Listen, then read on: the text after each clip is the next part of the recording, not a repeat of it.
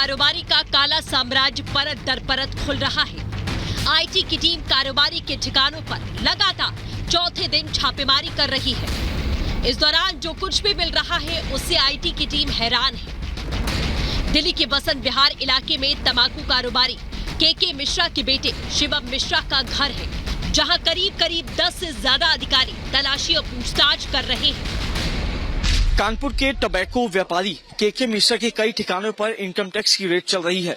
दिल्ली में के मिश्रा के बेटे शिवम मिश्रा दिल्ली के बसंत विहार इलाके में रहते हैं और आज इनकम टैक्स की रेड का चौथा दिन है। इस वक्त हम शिवम मिश्रा के घर के बाहर मौजूद हैं और अभी भी इनकम टैक्स के जो अधिकारी हैं वो शिवम मिश्रा के घर पे मौजूद है। सोर्सेज ये बता रहे हैं कि 10 से ज्यादा आईटी के जो अधिकारी हैं वो इसी घर के अंदर मौजूद हैं और लगातार रेड चल रही है। तंबाकू कारोबारी के मिश्रा के बेटे शिवम मिश्रा के आवास से आईटी को कई पुराने दस्तावेज मिले। इन दस्तावेजों से करीब 100 करोड़ की टैक्स चोरी का पर्दाफाश हुआ है। इन दस्तावेजों में जीएसटी दाखिल करने में हेराफेरी के सबूत हैं। इसके अलावा के मिश्रा और उनके बेटे की बेनामी संपत्तियों का भी खुलासा है। शिवम मिश्रा के घर से 6 करोड़ की घड़ियां बरामद हुई। इसके अलावा करीब 50 करोड़ की लग्जरी कारें मिली, जबकि करीब 6 करोड़ रुपए कैश बरामद किया गया। आईटी के अफसर तंबाकू कारोबारी के ऐश नोट की पड़ताल कर रहे हैं। तस्वीरों में लग्जरी गाड़ियां देख रहे हैं जिनको कवर से ढका हुआ है। ये गाड़ियों का जो आंकलन किया जा रहा है क्योंकि के मिश्रा पर टैक्स चोरी और जीएसटी चोरी का आरोप है। उसी के आधार पे इनकम टैक्स ने कई जगहों पे रेड की है और फिलहाल दिल्ली में इनकम टैक्स की रेड का चौथा दिन है। 3 दिनों के अंदर करोड़ों रुपए की जो घड़ियां हैं वो रिकवर की जा चुकी हैं। इसके अलावा लगभग 4.5 से 5 करोड़ जो कैश है वो बरामद किया है। करोड़ों की जो ज्वेलरी है वो रिकवर की गई है। दिल्ली में तंबाकू कारोबारी के घर छापेमारी के दौरान आईटी को एक हैरान करने वाली जानकारी मिली। आईटी को पता चला कि के मिश्रा ने 6 महीने में करीब 400 करोड़ रुपए कमाए, जबकि मिश्रा ने अपनी कंपनी का टर्नओवर ही 20 से 25 करोड़ दिखाया। इसके अलावा आईटी को 80 के दशक का 4018 नंबर का एक स्कूटर मिला। हैरानी की बात यह कि छापे में बरामद सभी लग्जरी गाड़ियों का नंबर 4018 ही है। तंबाकू कारोबारी का 4018 नंबर से क्या कनेक्शन है, इस पर आईटी जांच कर रही है। दावा किया जा रहा है कि 418 के मिश्रा का लकी नंबर है। बताया जा रहा है कि इस घर से सन 80 के दशक का एक प्रिया स्कूटर रिकवर हुआ है जिसका आखिरी जो डिजिट है वो 4018 है। बताया जाता है कि जिस समय के मिश्रा ने अपना व्यापार शुरू किया था उस समय अपने पैसों से एक स्कूटर खरीदा था जिसका आखिरी नंबर जो थे 4018 था और तभी से ये माना जाता है कि इनका जो नंबर है वो लकी नंबर माना जाता है। तभी से के मिश्रा ने जितनी भी लग्जरी गाड़ियां खरीदी, बाइक खरीदी, ये BMW बाइक है। BMW बाइक का ये नंबर आप ये देखिए, लास्ट में जो नंबर है 4018। इन तस्वीरों को देखकर माना जाता है कि 4018 जो नंबर है वो मिश्रा परिवार के लिए लकी नंबर है। तंबाकू कारोबारी के दिल्ली आवास के अलावा कानपुर, मुंबई सहित 5 राज्यों के ठिकानों पर रेड चल रही है। दिल्ली में आईटी के अफसर तंबाकू कारोबारी के काले साम्राज्य का पता लगाने के लिए घर में काम करने वाले लोगों से भी पूछताछ कर रहे हैं। घर में तमाम जो लोग हैं उनके मोबाइल फोन, लैपटॉप को जो है वो सीज किया गया है। उनसे जो डाटा है वो निकाला जा रहा है और ये बताया जा रहा है कि इसके अलावा जितनी भी लोकेशन है उन पे रेड चल रही है क्योंकि इन पे इन्होंने टर्नओवर यही दिखाया था अपनी कंपनी का 25 से 30 करोड़ का, लेकिन जब जांच में साफ हुआ तो ये पता चला कि इनकी कंपनी का टर्नओवर जो है 100 से 150 करोड़ के आसपास का है और घर के अंदर 60 करोड़ से ज्यादा की लग्जरी गाड़ी मिलना एक सवालिया निशान पैदा करती है। आईटी के अफसर टैक्स और जीएसटी चोरी के खिलाफ लगातार अभियान चलाते रहे हैं। ऐसे में इतनी बड़ी टैक्स चोरी का पर्दाफाश आईटी के लिए बड़ी कामयाबी है। हालांकि अभी तक आईटी के अफसरों की तरफ से कुछ भी स्पष्ट जानकारी साझा नहीं की गई। ऐसे में उम्मीद जताई जा रही है कि आईटी के इस छापे में और भी कुछ बड़ा खुलासा हो सकता है। बहरहाल देखने वाली बात यह है कि आईटी की छापेमारी कब पूरी होती है और तंबाकू कारोबारी के काले साम्राज्य से क्या कुछ निकल कर सामने आता है। Bureau report, Republic Bharat.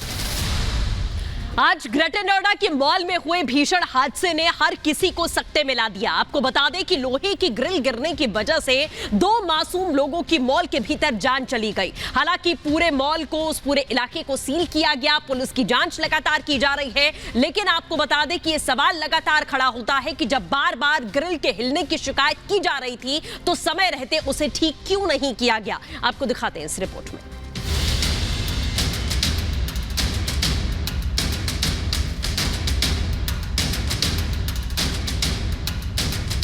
अगर आप वीकेंड में शॉपिंग मॉल घूमने जाते हैं तो जरा सावधान हो जाइए, क्योंकि आपका मॉल में घूमना फिरना या शॉपिंग करना जानलेवा साबित हो सकता है।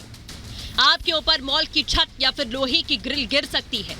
ऐसा हम नहीं कह रहे, बल्कि ग्रेटर नोएडा वेस्ट के एक मॉल से आई तस्वीरें बयां कर रही हैं। दरअसल आज ग्रेटर नोएडा वेस्ट के ब्लू सफायर मॉल में 5वें फ्लोर से लिफ्ट के ऊपर लगी लोहे की ग्रिल अचानक गिर गई। हादसे के दौरान 2 लोगों की मौत हो गई। हादसे में मारे गए युवकों की पहचान हरेंद्र और शकील के रूप में की गई।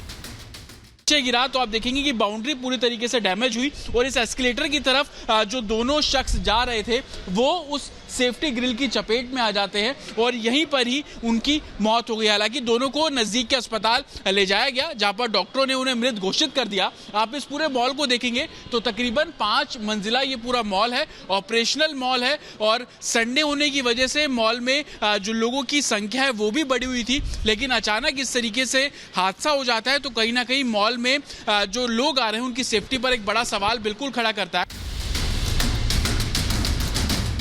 ग्रेटर नोएडा की मॉल में हादसे के बाद चारों तरफ हड़कंप मच गया। मॉल में हादसे वाली जगह पर कांच के टुकड़े टूटकर बिखर गए।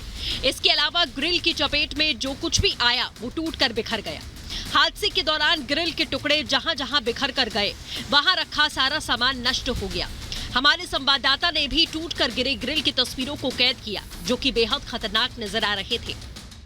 प्रशासन का साफ तौर पर कहना है कि वो इस पूरे मामले को अभी इन्वेस्टिगेट कर रहे हैं और यही कारण है कि आप देखेंगे कि नोएडा पुलिस के तमाम जो ऑफिसर्स हैं वो भी यहाँ पर मौजूद हैं और जितने भी शोरूम आसपास के हैं मॉल की मेंटेनेंस को लेकर तमाम जो चीज़ें हैं उसको लेकर वेरीफाई करते हुए सामने आ रहे हैं। लेकिन इस पूरी तस्वीर को आप देखकर अंदाज़ा लगा सकते हैं कि मॉल जहाँ पे लोग आते हैं घूमने के लिए वहाँ पर सिक्योरिटी के क्या पैमाने हैं, ये घटना कहीं ना कहीं उन पैमानों पर भी सवाल खड़े करती हुई नजर आ रही है।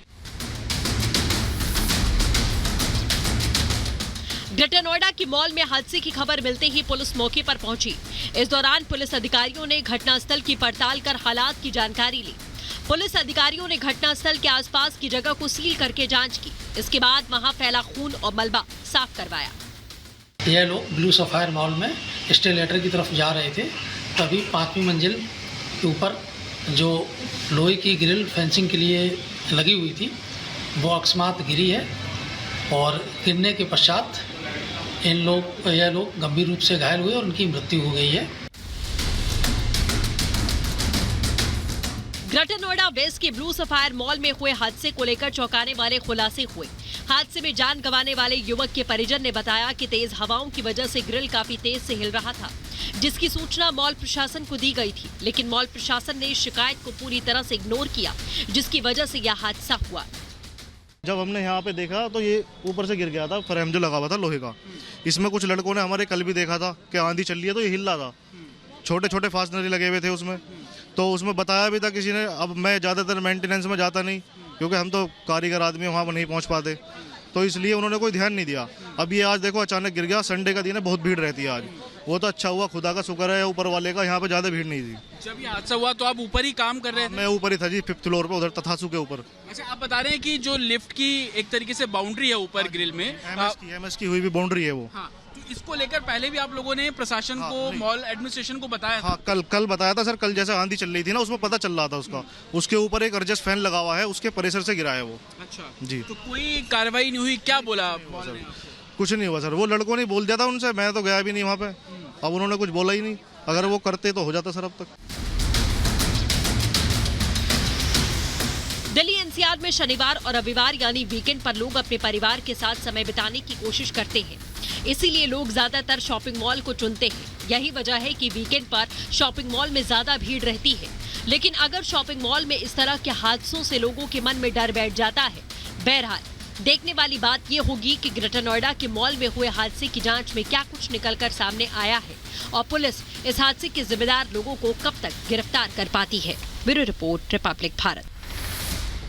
लोकसभा चुनावों के मद्देनजर बीजेपी ने अपने 195 योद्धाओं के नाम का ऐलान कर दिया है और इन नामों के ऐलान के बाद लगातार विपक्ष में खलबली मची है। हालांकि आपको बता दें कि इस सूची में कुछ नए चेहरों को मौका दिया गया है, कुछ पुराने जो प्रत्याशी थे, सांसद थे, सिटिंग सांसद, उनके टिकट काटे भी गए हैं। लेकिन इसके बाद विपक्ष लगातार बड़े आरोप बीजेपी पर लगा रहा है इस सूची को देखते हुए। आपको दिखाते हैं इस रिपोर्ट में।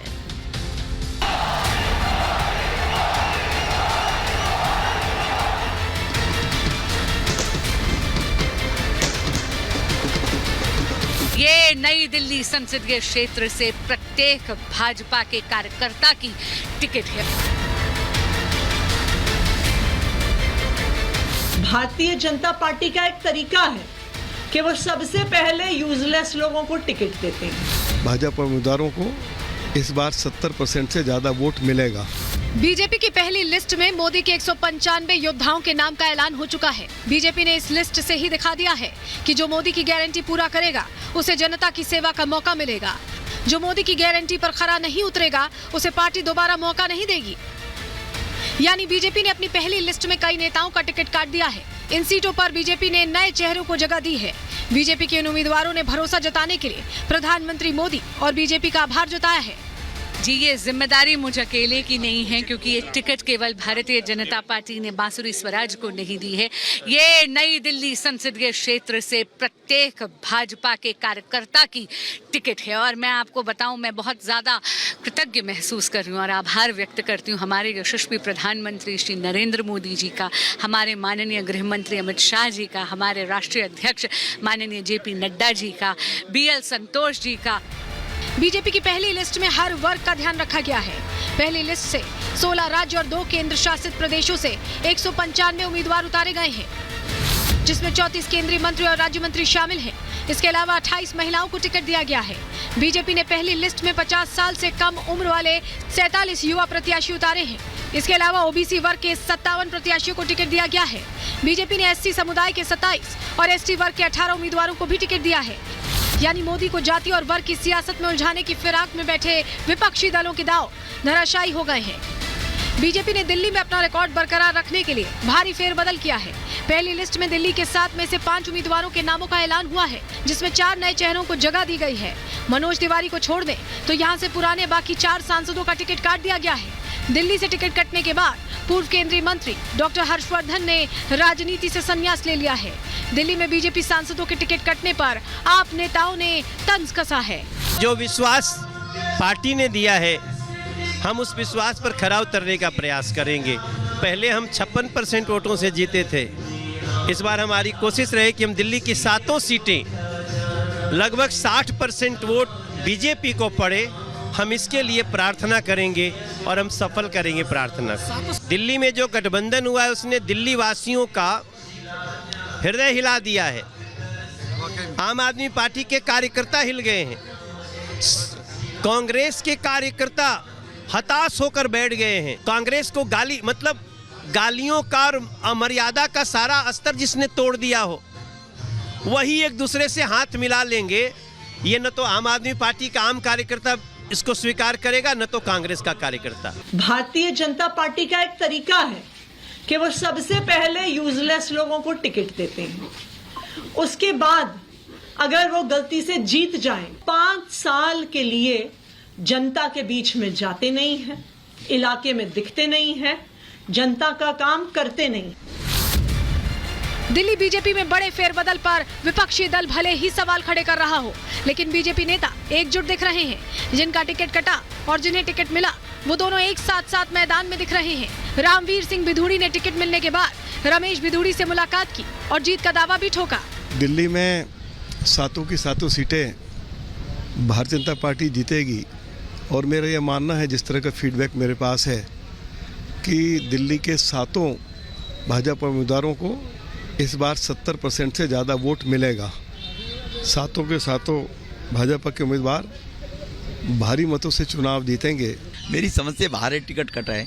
हम एक विचारधारा के लोग हैं, हम 1951 से लेकर हमारी कितनी 3-4 पीढ़ियां चली गई हैं पार्टी में कार्यकर्ताओं की, करोड़ों कार्यकर्ता हैं, एक विचार को लेकर काम करने वाले लोग हैं। परिवार में दायित्व परिवर्तन होते रहते हैं, कभी किसी को कोई काम मिलेगा, परिवार में शादी होती है, कोई कार्ड बांटने का काम करता है, कोई टेंट लगवाने का काम करता है, कोई कपड़े खरीदने का काम करता है। तो हमारा एक संगठन है, कोई खानदान परिवार की पार्टी नहीं है। तो इसीलिए इस मिशन को पूरा करने के लिए धारा 370 हटी है। तो क्यों हटी है? इसी मिशन विचार के कारण। उज्ज्वला योजना से 10 करोड़ लोगों के घरों में रोशनी आई है सिलेंडर के द्वारा, किसके कारण? तो इसीलिए एक विचार के द्वारा ये दायित्व परिवर्तन होते रहते हैं भाई। बीजेपी ने भोजपुरी सिंगर पवन सिंह को आसनसोल से टिकट दिया है, लेकिन पवन सिंह आसनसोल से चुनाव नहीं लड़ना चाहते हैं। यही वजह है कि टिकट देने के लिए पवन सिंह ने पार्टी का आभार जताते हुए बीजेपी का टिकट वापस कर दिया है। खबर है कि पवन सिंह बीजेपी के बड़े नेताओं से मुलाकात भी कर सकते हैं। बीजेपी ने 16 राज्यों में सर्वे के बाद इन योद्धाओं की सूची तैयार की है। यही वजह है कि बीजेपी की पहली लिस्ट से ही 195 सीटों पर जीत तय मानी जा रही है। वहीं दूसरी तरफ इंडी गठबंधन के नेता अभी तक गठजोड़ और